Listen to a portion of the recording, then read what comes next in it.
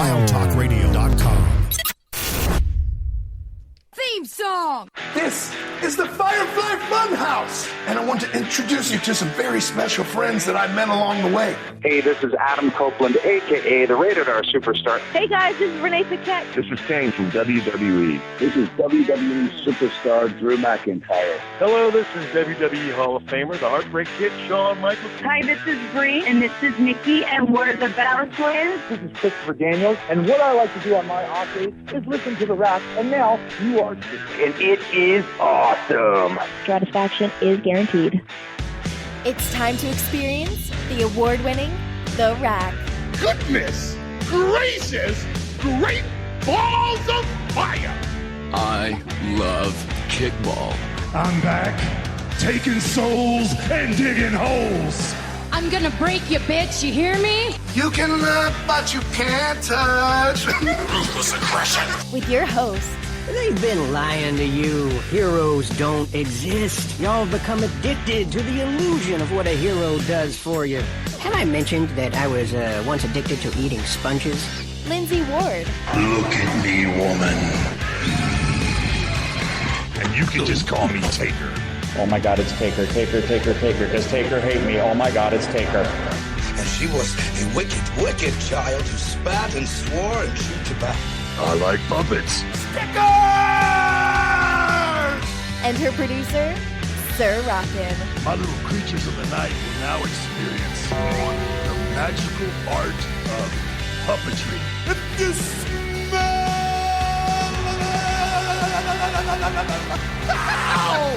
what the game is playing. Live on the Wild Talk Radio Network. We're here. Yowie wowie!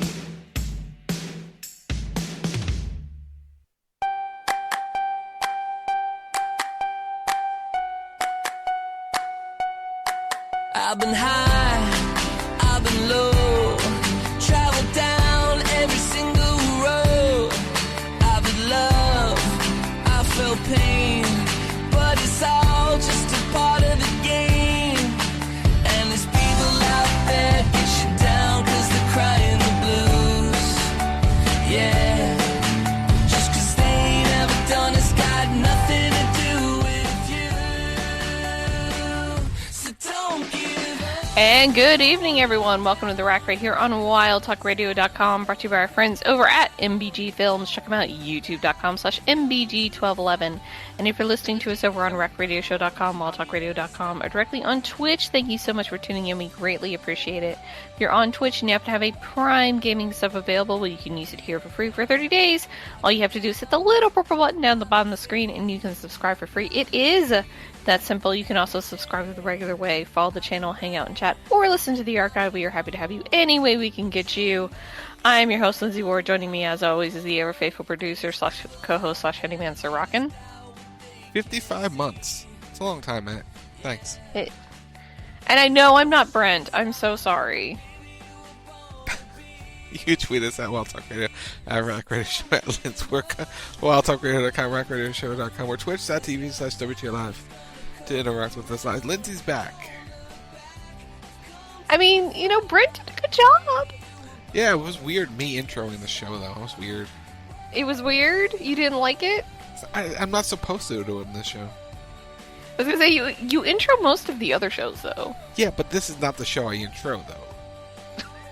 But you did a good job. I did a good, yeah, and technically it was in the extra version of the show, because, we weren't going to do the main show with all the bells and whistles like we normally do. Oh, he didn't get all the bells and whistles? No, we didn't do all the bells and whistles, because we did a Rack Extra, not a Rack show, because, this is this show, so here we are. So we got stuff to talk about. We got stuff to do tonight and talk about and all the things. We have a question for you. Do you remember how much the WWE Network was? Originally, it was $9.99. Wow, they made a T-shirt and everything about it. That is permanently ingrained in my brain. There was a shirt. There was a flag on top of WWE headquarters at the time. The marketing for that, it was on programming for weeks. It was months, I think. Years. I mean, my God. You can get the WWE Network for only $9.99. They weaved it in the promos. That was the main selling point of the network. That was how they marketed it. Was it's $9.99 for all of this content. Yes, and we'll talk more about that in the back half of the show. And honestly, that's what fucking sold it. Let's all be completely honest. Mm-hmm. So we got stuff to talk about. We do. So I kind of want to start with one of the bigger stories from last week that we did not get to discuss. Go for it. And I wanted to talk about it, and unfortunately I wasn't able to talk about it. But that is the firing of one Scott D'Amore from TNA Wrestling and the fallout of that. He was let go. Boy, has there been fallout. There's been a lot of fallout on that, and rightfully so. So, just for backstory, if you don't follow my stream, if you don't listen to me, I had shit going on last week. I had a family emergency, so I wasn't able to fully see the fallout on this one until I got back. But Scott D'Amore late last week, was let go by Anthem Sports and Entertainment for seemingly no reason. Well, there's more to start. We'll get to it. There's more? Yeah. But wait, there's more. Which unleashed a firestorm in terms of fan reaction, in terms of talent reaction. And the reason why is when everybody else abandoned TNA, when everybody else, and I'm talking management, gave up on TNA, you know who the one person was that didn't? Scott D'Amore. Yep. He put that company on his back, and he has carried it probably for 10, 12 years, something like that, something ridiculous. And he, ever since he came back, because he left and he came back. Since 2017, he's been back. When Anthem bought the company, he came back. So it's been 2017 to 2024, so 7 years. Yeah, he's been running the promotion. He was involved with GFW for a little bit, but yeah, he was, yeah. But he's also the heart and soul of TNA, because he's one of the first people that helped found TNA. Or he was at least involved in the very early days of TNA. He came in about a year in, when they brought Team Canada and stuff in. Yeah. And he's been in and out ever since. But he's, at least for the last 7 years, so correct the math, carrying that company on his back and bringing it really back to relevance and back to life, especially after all the scandals and all the financial troubles and all the things happened. When everybody else left, Scott D'Amore was there. And like I said, fans were pissed because he has helped keep the brand around. Wrestlers were pissed because in terms of management, they all felt he had their back. They all felt that he was looking out for them and that nobody can run that company like Scott D'Amore can. Just as for the record, Scott was replaced by somebody in Anthem Sports, so they could run the company. But you said there's more. There's the names below in the second part of the tab. Anthony Ciccione? Ciccione or something like that? Yeah. Ciccione is named the new president of TNA Wrestling. You talk about the fans and the wrestlers uniting. The wrestlers sent letters to Anthem Sports and Entertainment backing their former boss. All right, so here's the deal. It seems like it came out of nowhere that he was let go from the company, and to everyone it was, but he had known for a while that things were going downhill and he was going to be let go. Starting in the beginning, like January, I think he had an idea right before Hard to Kill. He knew, which was their big rebranding. Yeah, he knew he was on on his way out because he has had some disagreements with upper management in Anthem Sports and Entertainment. He wanted more money invested in the company, which is fair. Him and Ed Norham, who also came in, is no longer with the company because he had ties with Scott D'Amore, so they kind of cleaned ship. They cleaned house. Yeah. There was a point where, as he knew things were going downhill, he made some phone calls, made some moves, and had the financial backing to buy TNA Wrestling from Anthem Sports and Entertainment. He had a major banking company backing him up with, gonna foot the bill. They turned him down. Which I'm not sure why. because they don't want to sell the property. They see value in it, especially for their network in Canada. Okay. So I don't. But the reason why it has value is because of him. Yes and no, because they have the library and everything. That's why. It fills content for their network. Did they hold on to the library? They did, because that's the TNA Plus service. Oh, okay. Well, I wasn't entirely sure. I remember like a bunch of stuff got sold there when they hit, I think, the last financial crisis, and I thought there was like bids from WWE to buy the library, but never bought. Okay. Library was never bought because Anthem came in and bought everything. But yeah, so there's that part of the story. So he had disagreements. They thought it was not mutual, like the press release came out and said. There was no mutual parting of the ways. So it's unfortunate. It is unfortunate. We'll see how it goes. I wish Scott D'Amore nothing but the best. I mean, him having the disagreements with upper management, especially for asking for things like financial resources for the company to help begin to grow TNA again, I can understand and I can respect. I understand that Anthem is only going to invest so much. I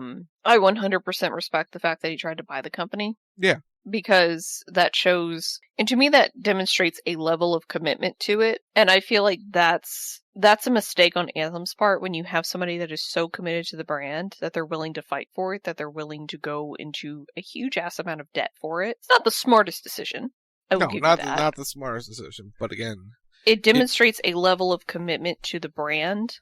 Yeah. That he's going to try to do right to the brand. And when you have people like that in positions, especially when they're going to be able to better the brand, I feel like dust-ups and disagreements can sort of, maybe you have to think about, well, how much are we really willing in terms of dust-ups and disagreements? How much are we willing to take if he's good at his job, which he was very good at his job. Yeah. Now, obviously, there are certain things that are intolerable, and maybe they hit that point.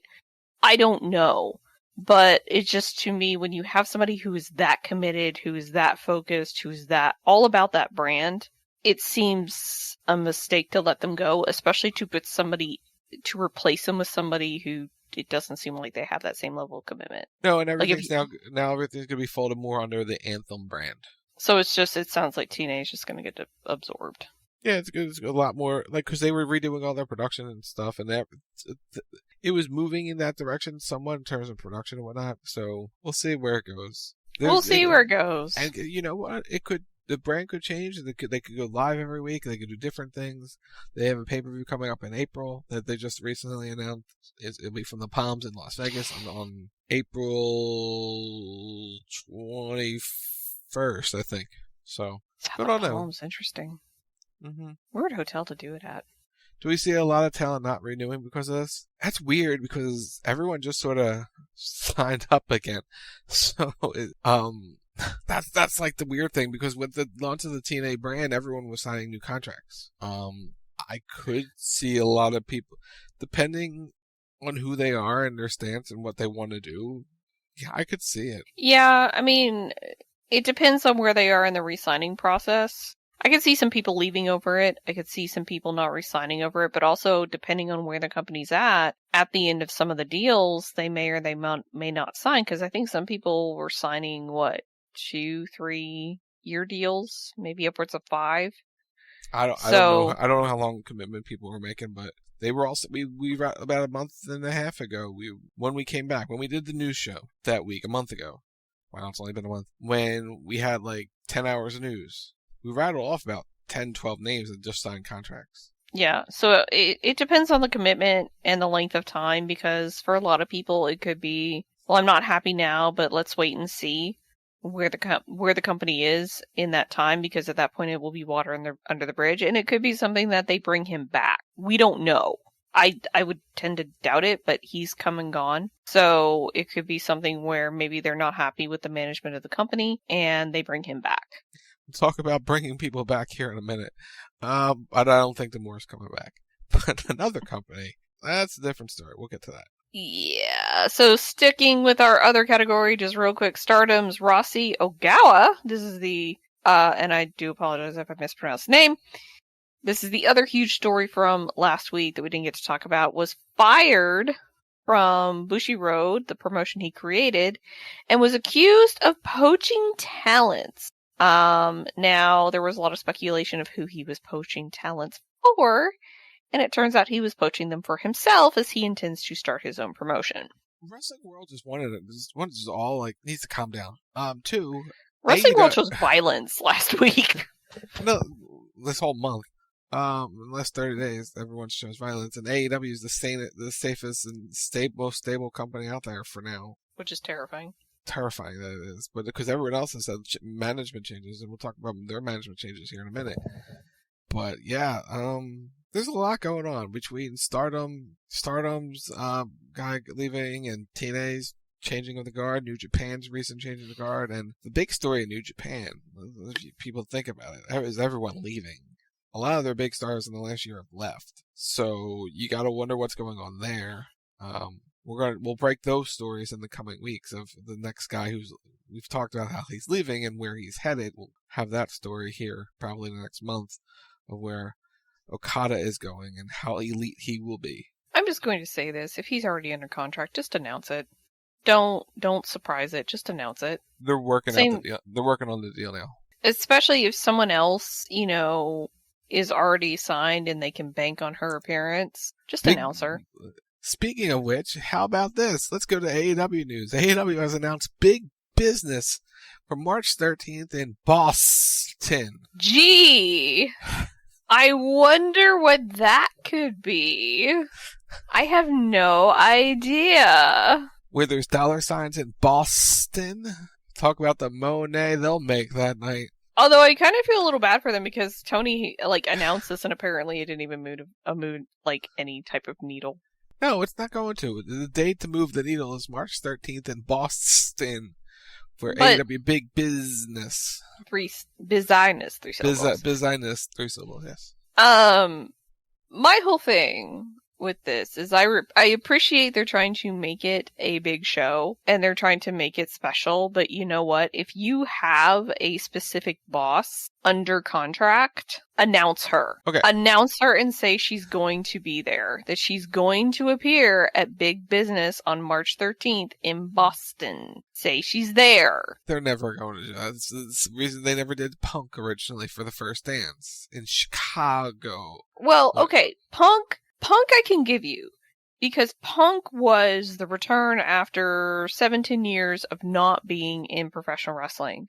Mercedes has been over in Japan, she's been in WWE, she has been active. She's out on injury right now, but she's been active since she left WWE. So, for me, it's not this necessarily return to wrestling, she's coming off of injury. So it's a little different than Punk. But if you want to boost your rating, say she's there. You want to boost your ticket sales, you want to boost your ratings, you say she's there. Market the shit out of that. They are with Boston. No, none of this cloak and dagger shit. From a marketing standpoint. Maybe they're waiting until she says she's ready to go, but here's the thing about that.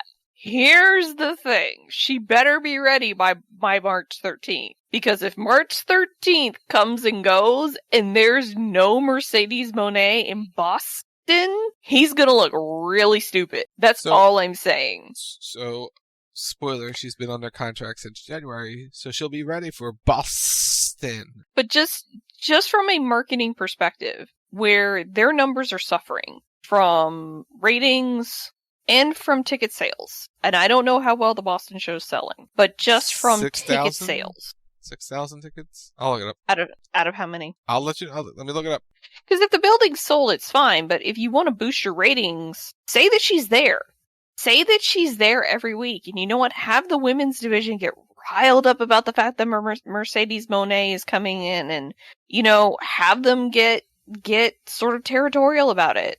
And the fact that, this is another person coming in to try and take our division and, rile them up and basically have people start making challenges for her and start grumbling and doing all the things. Like, start it now. She doesn't necessarily have to wrestle in Boston if she's not ready to go, but she can at least appear.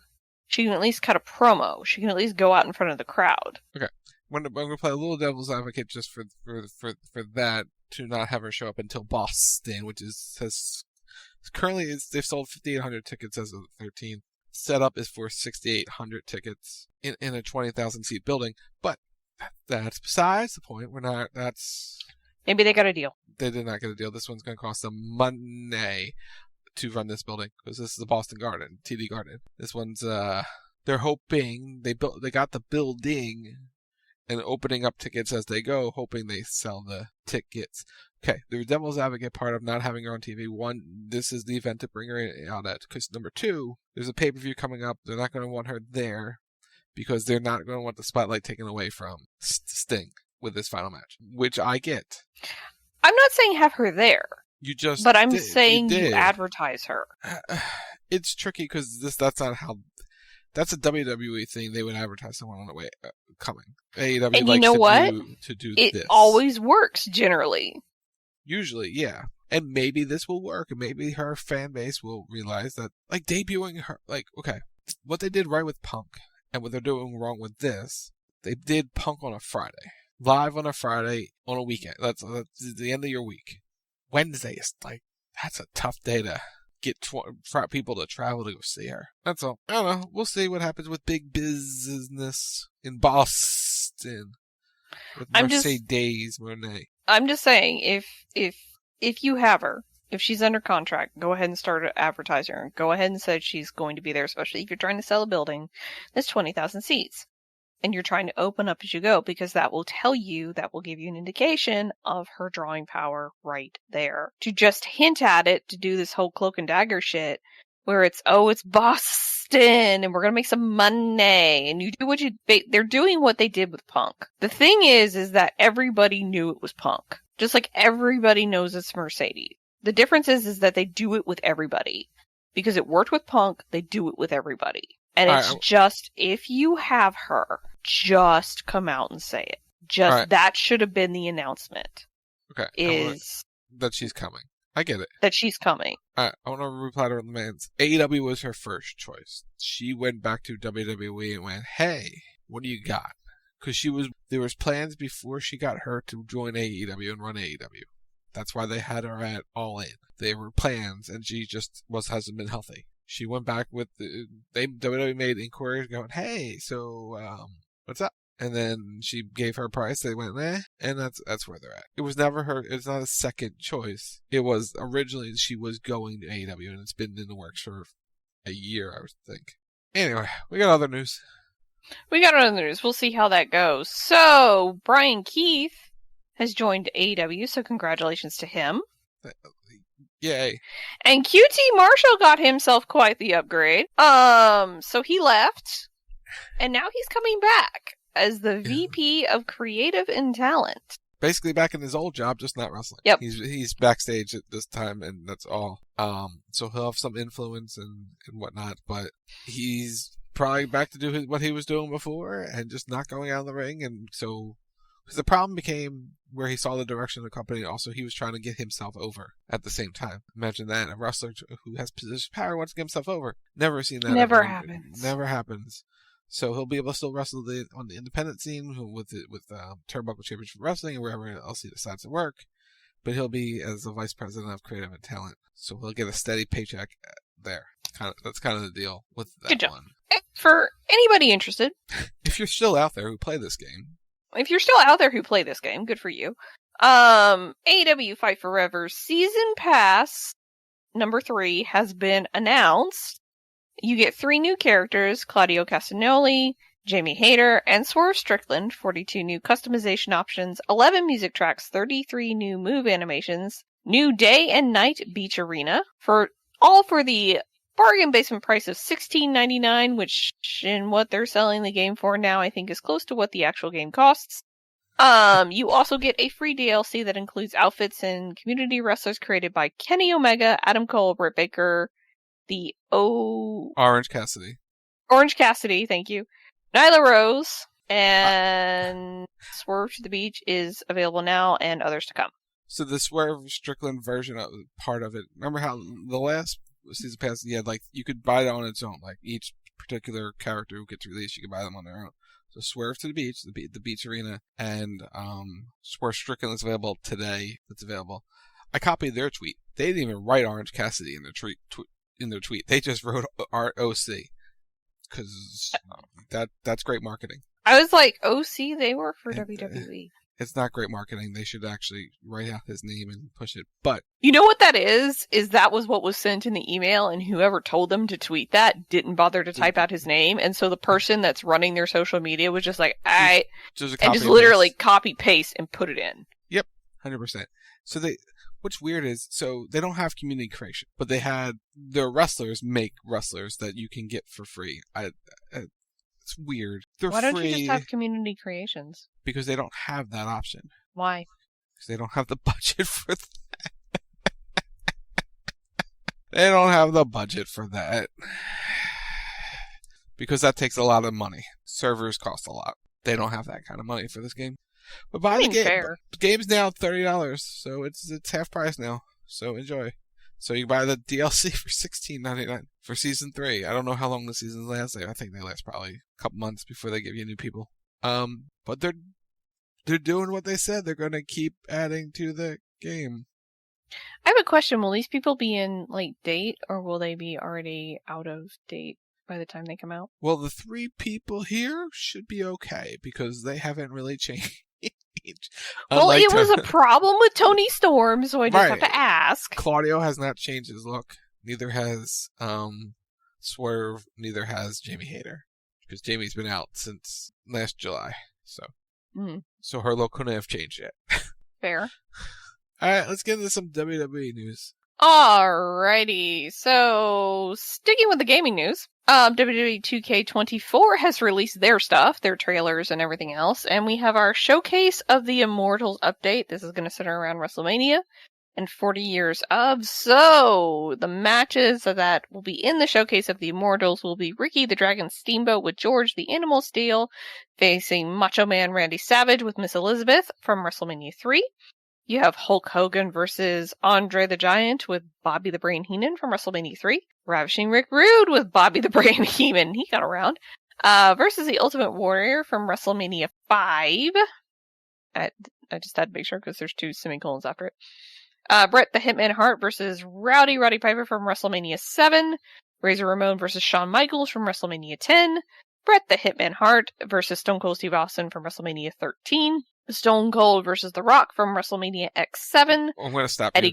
I'm going to stop you for a second. That one's going to be interesting to work around marketing-wise. What? Stone Cold versus The Rock? At WrestleMania 17. Because so they intertwine real footage into these, and that ending featured a chairman of the board.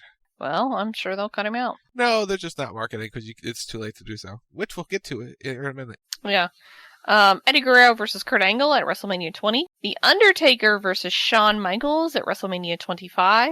Seth Rollins versus Randy Orton at WrestleMania 31. Becky Lynch versus Ronda Rousey versus Charlotte Flair at WrestleMania 35. The Fiend Bray Wyatt versus John Cena in the Fire for Life Funhouse match from WrestleMania 36. That would be interesting to play. I'm stopping you right there. That's the coolest thing in this whole entire set. Right there. That one.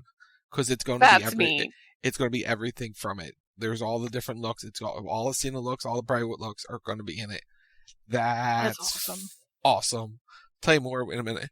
Keep going. The best way you can honor that man right there with that match, because that, I believe, is his brainchild and it's fitting. Stone Cold Steve Austin versus Kevin Owens at WrestleMania 38. Rhea Ripley versus Charlotte Flair at WrestleMania 39. Roman Reigns versus Cody Rhodes at WrestleMania 39. Bianca Belair versus Asuka at WrestleMania 39. And more. Okay, let's break down a couple of things. One, the one with the chairman of the board is going to be interesting. 2, and more. Ladies and gentlemen, my client, Brock Lesnar, is probably the and more. I was going to say, I'm surprised the end of the streak didn't make it in from 30. I have a funny feeling it's in the game, and they're just not promoting it out of the 21 matches, so you got 18 of them. Because I was going to say, Stone Cold got, 2? 3. There's 3 Stone Colds. 3? Yeah, there he is, 3. And Taker only got 1? I think there's going to be a second Taker in there. And yeah, and then there's probably there's no Roman. There's only one Roman Reigns one. There's a kind of a Roman Brock trilogy. Anyway, I assume it's going to be part of that somewhere along the lines. So a couple things. So there's that. The Firefly Funhouse is going to be fun, and just for people's sake, starting March 5th. Yeah, March 5th and 6th. March 5th and 6th. We are going to be playing this on stream for everybody. So we're going to do the whole showcase of Immortals on the stream on those 2 dates. And then we have to go to a third. We'll go to a third, depending how long things take. But we're going to stream all of that live here on Twitch. Ding! So Tuesday night, not me. I am. Tuesday night and a Wednesday night, we're going to stream it so you have content. And more announcements about more WWE 2K24 content coming soon. But that's the first stuff we're going to be streaming. I'm going to let everyone know. Prepare to be here every day, basically, in March. Which is not a bad thing. It's not a bad thing. So every night in March, basically, starting, I think, the 4th, we're going to be here for a minute or two every night. So, turn those notifications on. That's all I'm going to think. So we'll be streaming a lot in March. Anyway, moving on. Moving on, sticking with WrestleMania. WrestleMania's start time has been moved to 7 p.m. Eastern. Yeah, so that's smart. That's smart. 4 hours a night makes sense. Yeah, end at 11 instead of midnight. That would be good. 11:15. Yeah, you got some wiggle room there. It's better than midnight. Yeah, because especially on a Sunday where people have to get up and go to work and go to school. Like, that was the one thing about WrestleMania last year that kind of sucked, was Sunday night. And it didn't, and Roman, I think, didn't go on until midnight. And you're just sitting there and you're like, I have to work tomorrow. Can we hurry this up just a little bit? And then he went for 30, 45 minutes? I think they were good. I think they were off by midnight, or right around a little bit over past midnight. But they were on the West Coast, so it was a little bit different for them. Here on the East Coast, it's better to start a little bit earlier. Yeah. And get everyone out. Especially if you need to, because I'm going to let everyone know, if you're going to WrestleMania this year and you have a vehicle, you're going to be sitting in traffic for a minute, be trying just to get out of the stadium complex.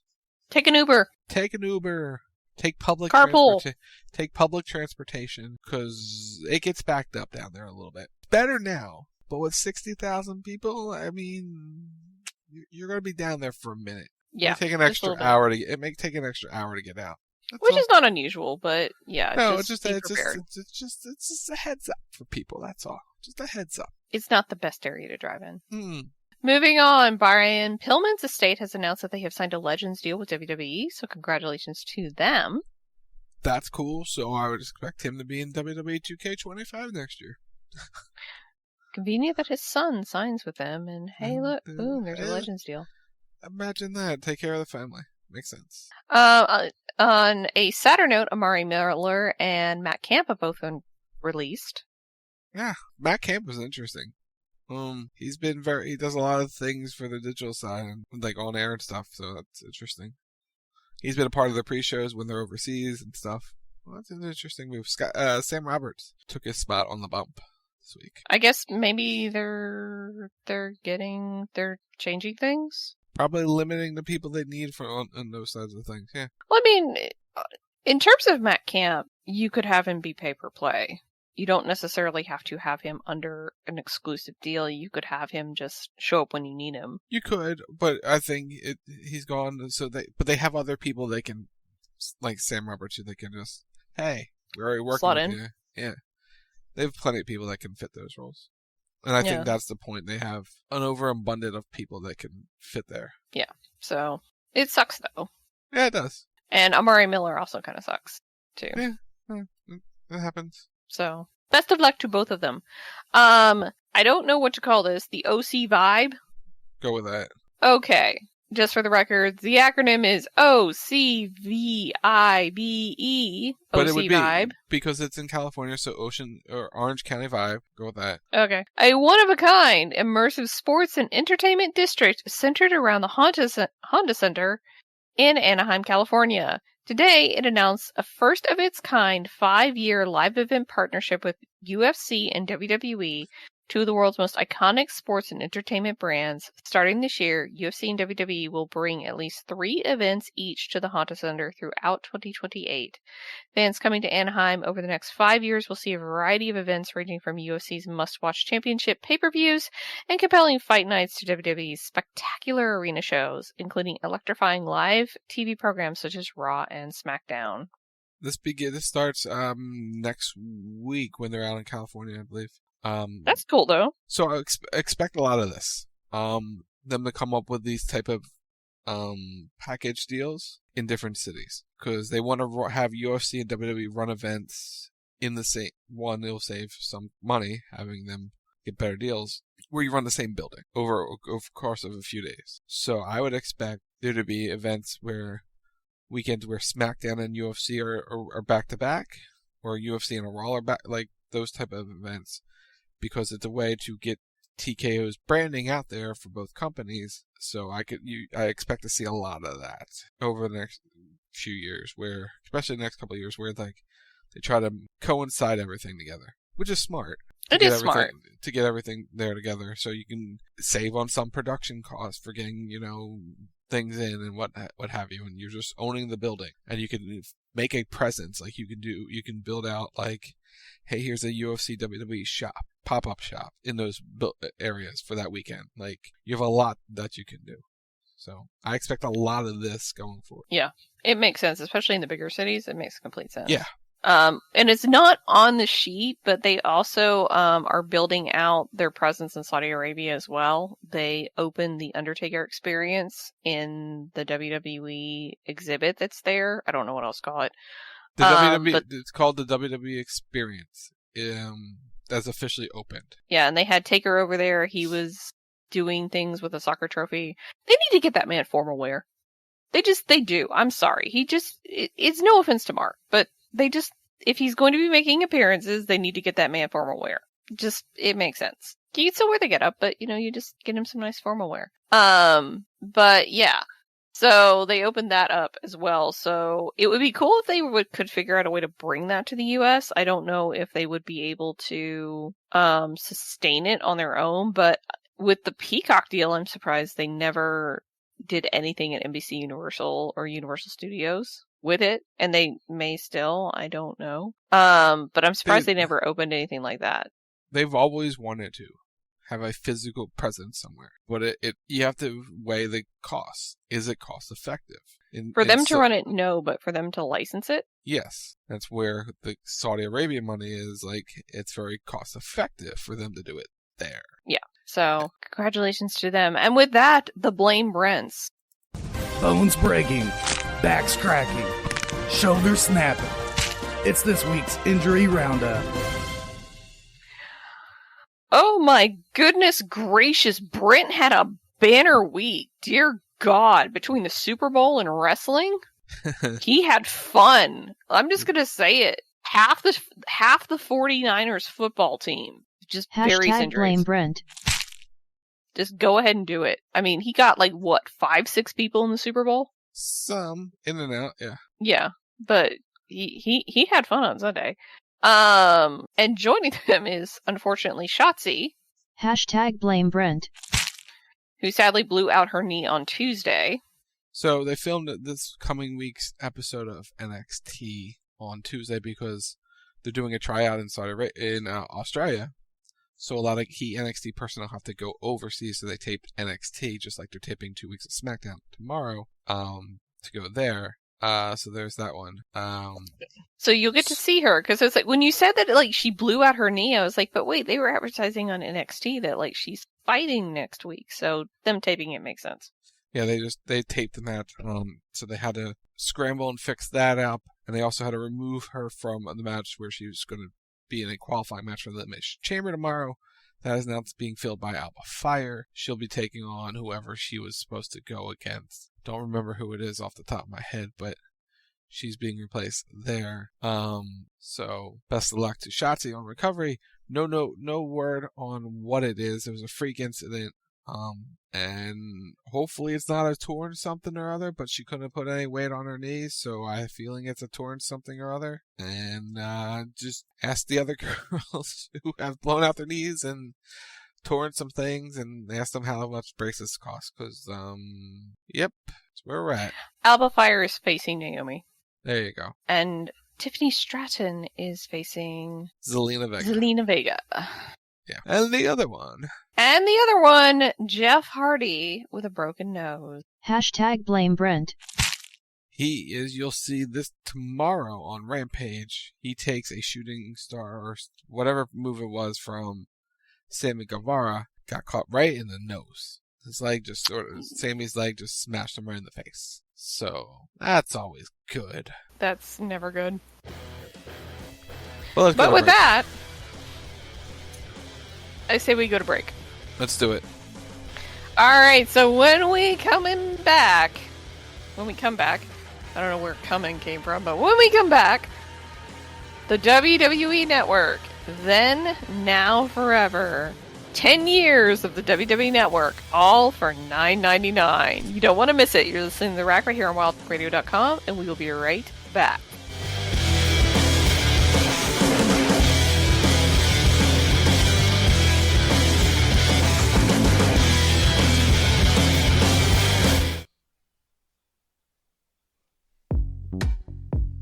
Are you following us on twitch.tv/WTR live?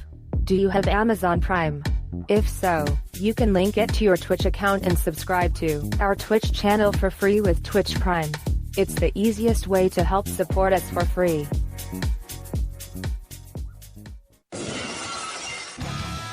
Every Monday night, once Monday Night Raw ends, the Raw post show goes live. You want to hear a story? Give me a hell yeah! Join Lindsey and Sir Rockin as they give their opinions on what they liked, what they didn't like, and what left them completely confused. It's the Raw Post Show. Monday nights, 11 p.m. Eastern. Live on the Wild Talk Radio Network. And that's the bottom line. Go Stone Cold Simpson.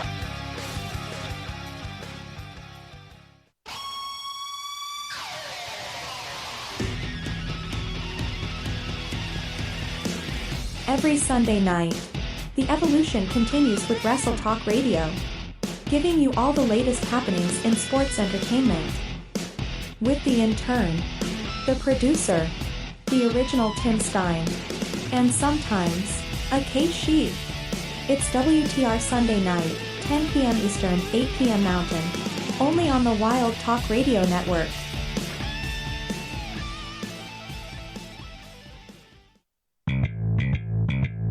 Like what you hear? Subscribe to The Rack on Apple Podcasts. Just search for The Rack Radio Show. And while you're there, leave us a review and tell us your thoughts on your favorite show on a Thursday night. Did you know that you can use support a creator code ROCKNSOCK in the Fortnite item shop? That's our OCKNSOCK in the Fortnite item shop. Hashtag ad because we are a hashtag epic partner.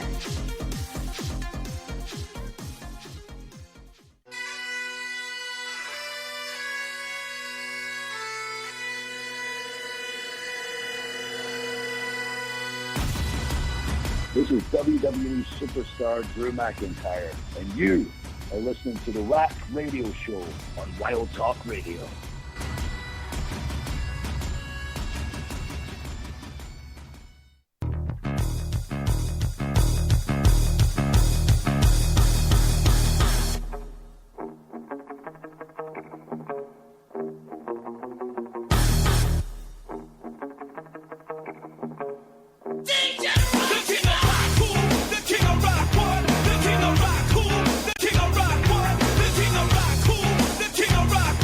The king of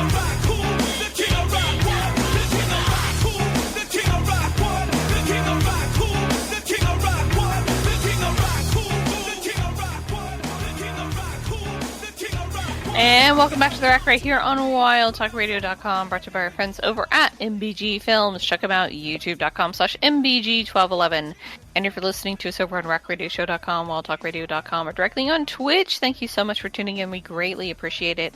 If you're on Twitch and you happen to have a Prime Gaming sub available, well, you can use it here for free for 30 days. All you have to do is hit the little purple button down the bottom of the screen, and you can subscribe for free. It is that simple. You can also follow the channel, subscribe the regular way, hang out and chat, or listen to the archive. We are happy to have you any way we can get you. And with that, we are going to wax poetic on the WWE Network. Then, now, and forever. Maybe. As it comes up on its 10th year and is perhaps facing its sunset. 10 years this week.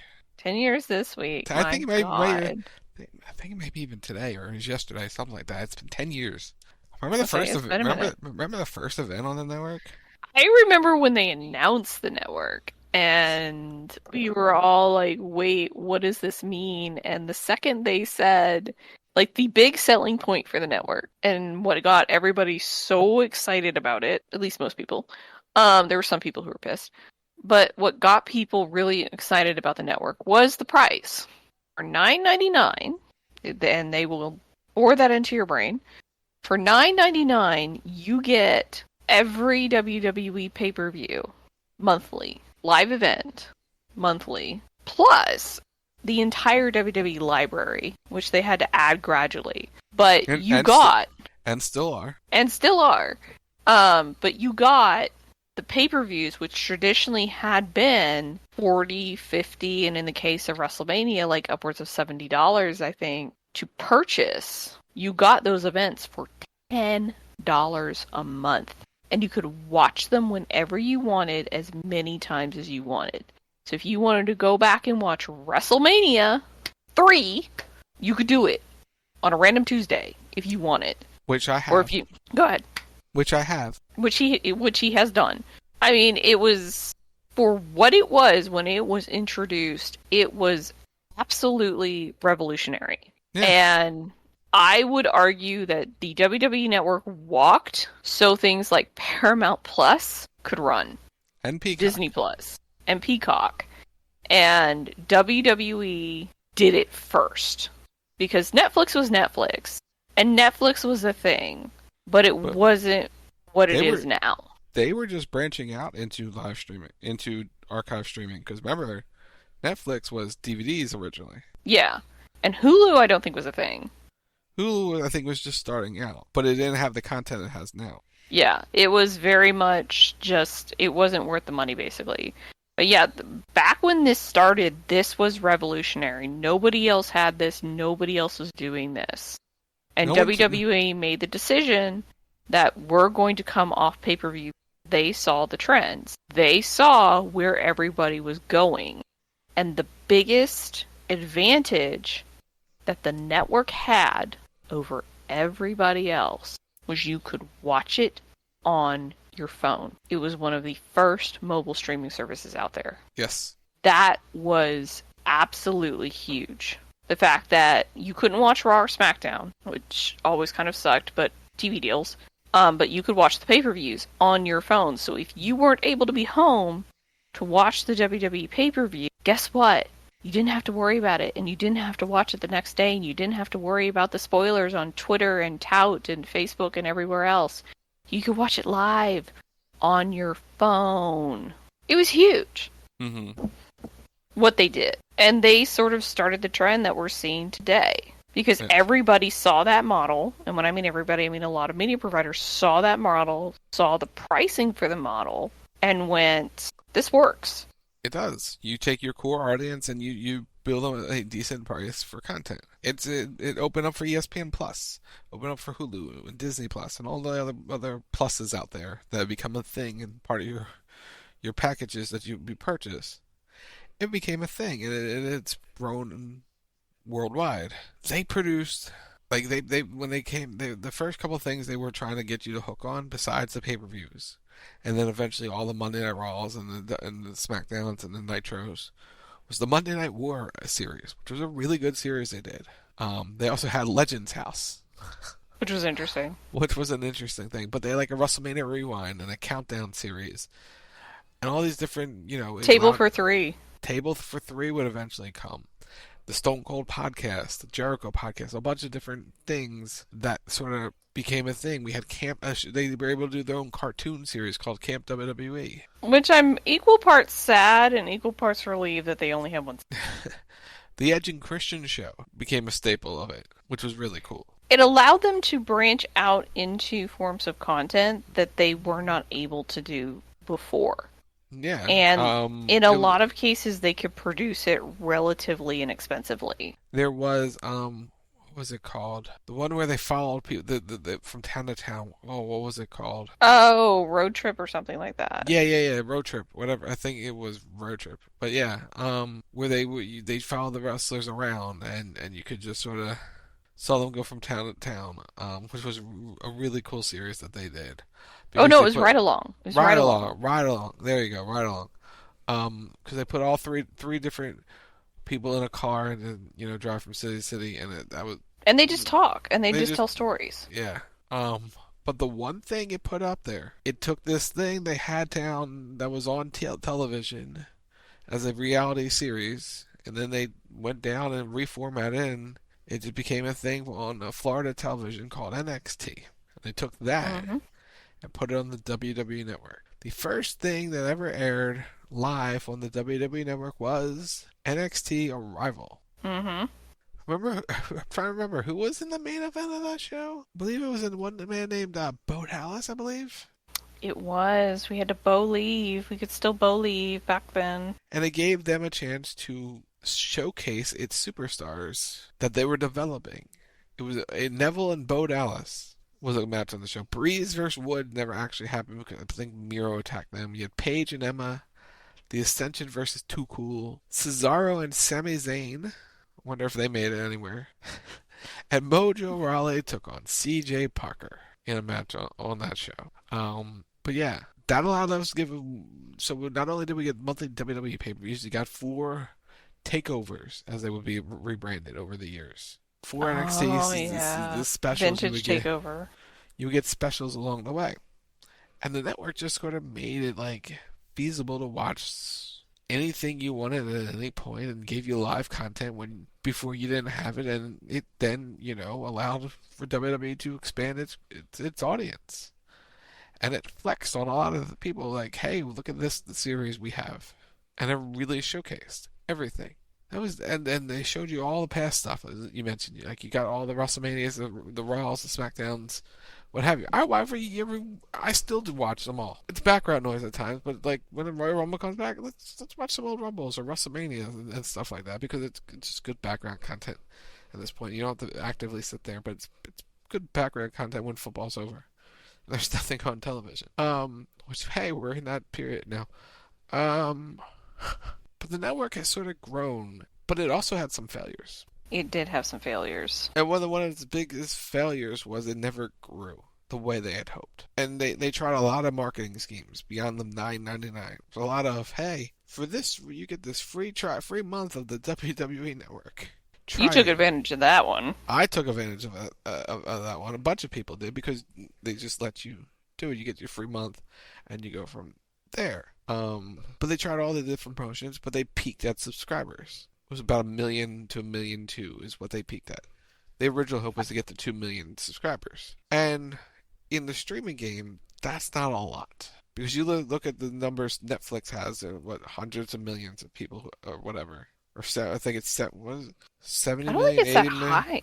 No, it's like 80 million, I think. It's a lot of people though that have it. Peacock's at like 30 million subscribers. So like 1 to 2 million, 1.1, that's not the number you need. But Netflix has around 260 million paid subscribers worldwide as of the fourth quarter of 2023. 260. Okay, that's pretty good. Triple digits, which is why the $5 billion deal with them, really good deal for them. Big audience to take advantage of. But WWE, who produced their own content, said, hey, we know our network is not producing the number here in the States that they would want to. Went, hey, we can now license this product out. And companies like Peacock took advantage of it, because guess what? They don't have to do the work. It's all already there. It's already there. We have this whole archive catalog we can produce and give to our fan base, and they'll produce their own weekly content. It's great. WWE did a lot of great documentaries on the original network. Really good stuff. They've cut back since they moved to Peacock because, again, they're licensing certain things where before they had to create their own content. Now it's just licensing content you're already producing. So them moving to Peacock, which a lot of people were upset about when they moved to the Peacock, because you're branching away from what you knew, and then you can't, the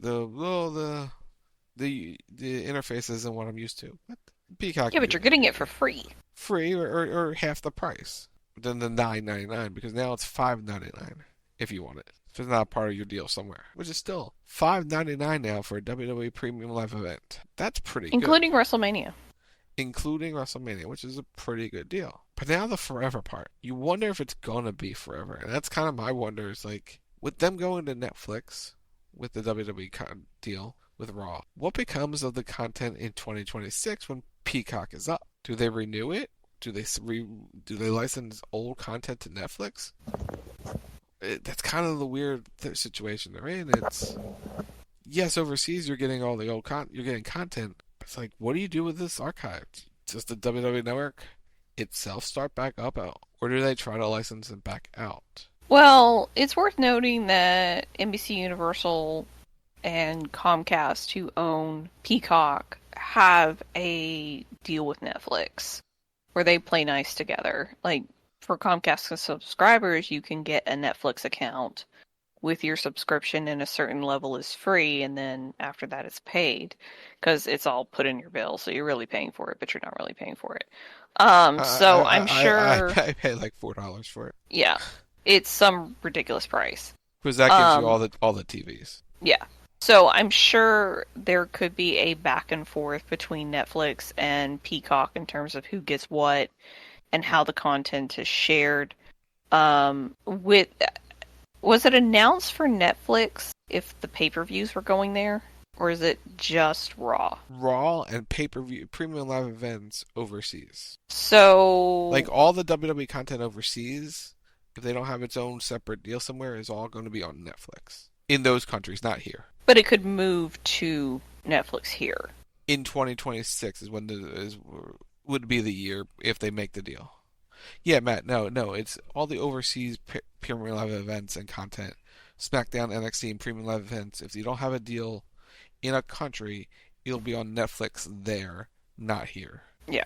It's all region-based type thing. I think it depends on how the Netflix deal is structured, because we don't know, and how much Peacock is willing to pay to essentially retain the rights. I hope there's an audience that they keep, like, I want the old content to still be a thing, especially since they've discontinued the DVD business. Yeah.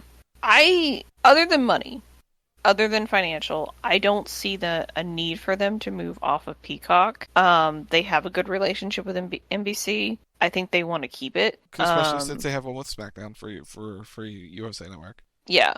So it makes sense that if SmackDown is on NBC or with NBC, that they keep the PLEs on Peacock for now. And because here's the danger of the Netflix deal is viewership.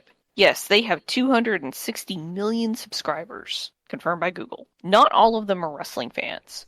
So It's going to be really, really, really interesting how this all goes, because the other side of this is Netflix does not do a ton of live content. They've done some, and it's gone okay. But the real test will be, can they handle live content with Raw? And it's a big risk.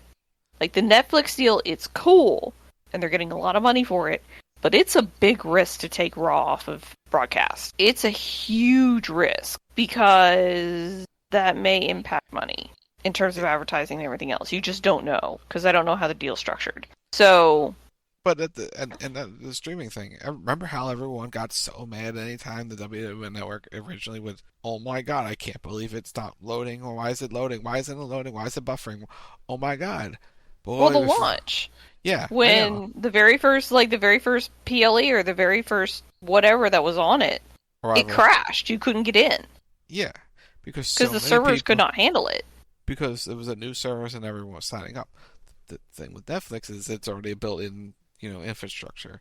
So I don't expect any crashing because I don't expect 1 million people to log in at the same time to get onto it, and their servers can probably handle. But then, I'm sure they can. But if the stream goes down one time, and Twitter's gonna be mad about their Raw. But then what's going to be interesting is the archives of Raw, because if you're building it up on if Peacock has the backlog of Raw, where do the next day rights of Raw go to? Does it stay on Netflix? Because if you're watching it live, you should be able to see the archive of it. But does the Peacock get that after 30 days as well? Like that's the weird thing about it. It's like, or does it at a certain point the Raw deal with Peacock end with, hey, and at the end of 2024, no more new episodes of Raw?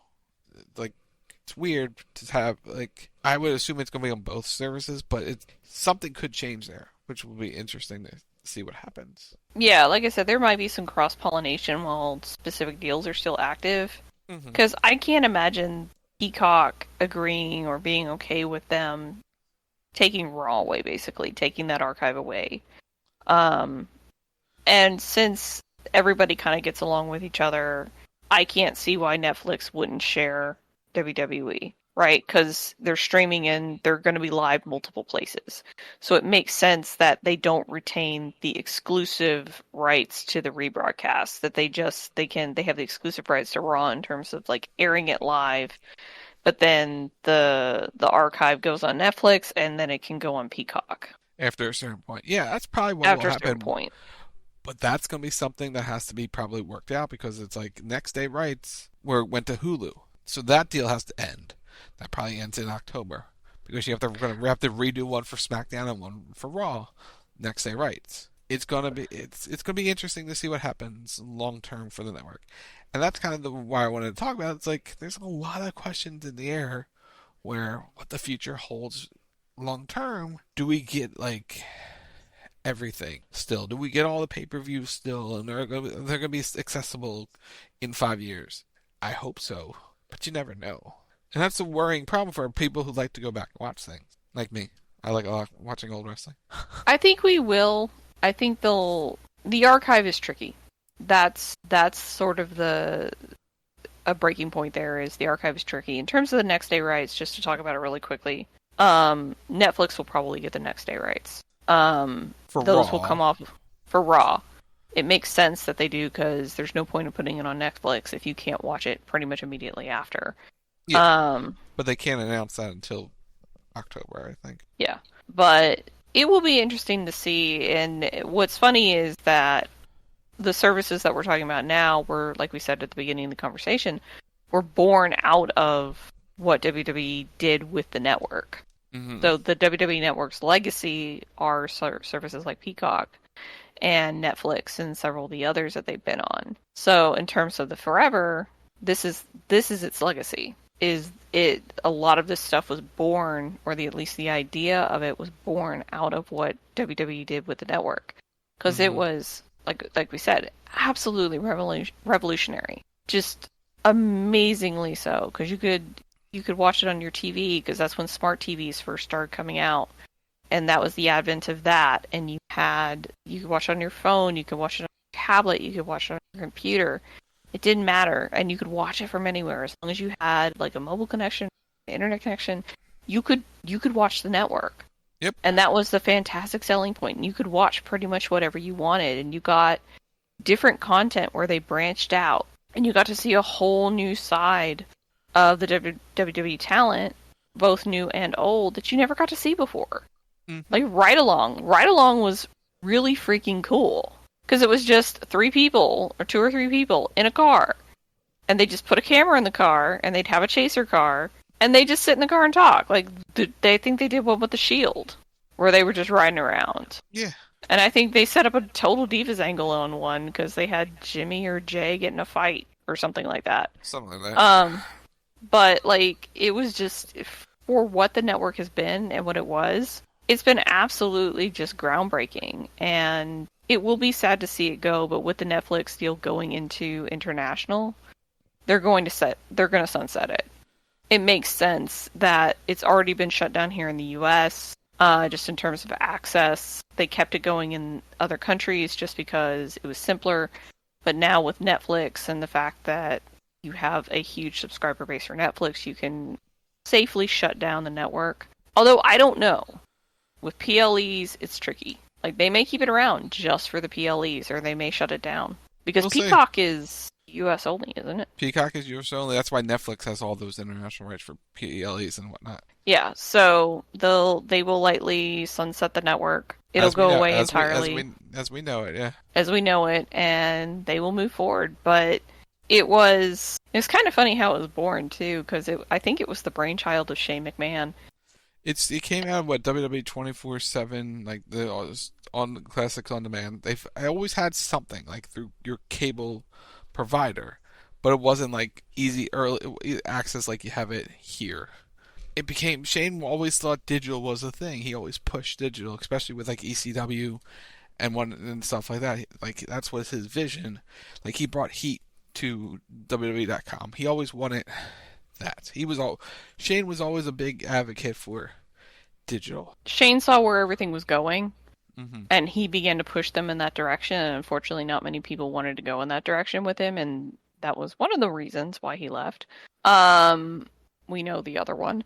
Not going to touch it. But they ended up having to follow his lead anyway because they quickly saw where the trends were going, which was the advent of social media, the advent of digital in terms of advertising, in terms of content, in terms of everything else. With smartphones really entering the market, it was now people want on-demand content. Traditional TV is kind of falling by the wayside a little bit. Traditional radio is falling by the wayside a little bit. People want content that they can view on their phones. You know, Facebook, MySpace, Twitter, Tout, you name it. It was suddenly on-demand content became a thing. And WWE quickly jumped on that. And we saw them embrace it and move forward. Because it was like, I think right around, what was it? Right around 2012? What? That they really, or 2013, that they really started embracing digital. Because they had started doing it before the network. It might have been earlier than that. Earlier than that, with ECW, they were doing digital. They brought. I don't know, that time period gets mixed up for me. 07, 08, they were doing some digital stuff with the Heat, and NXT was digital only for a while. They did a lot of try to do a lot of streaming. Bite This was always their big thing on digital. So yeah, they've always been there. But we'll see where things go in the future. Then, now, forever, we'll see. Thank you, WWE Network. We salute you. We raise our glasses and bottles to you. Thank you for your service. It's been a great value for only $9.99. Yep. But with that, I think we're done. We are done. That'll do it for another edition of Rack Live right here on the Wild Talk Radio Network. Saturday, 11:30 p.m. Eastern. It's CB Radio.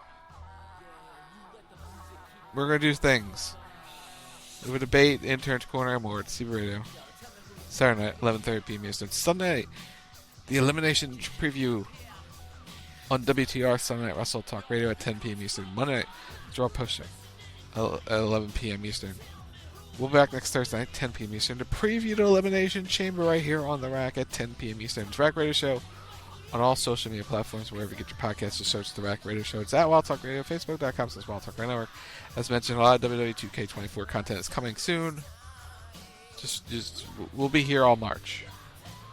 We got plans to simulate play through some content, have some competitiveness in the content, and more.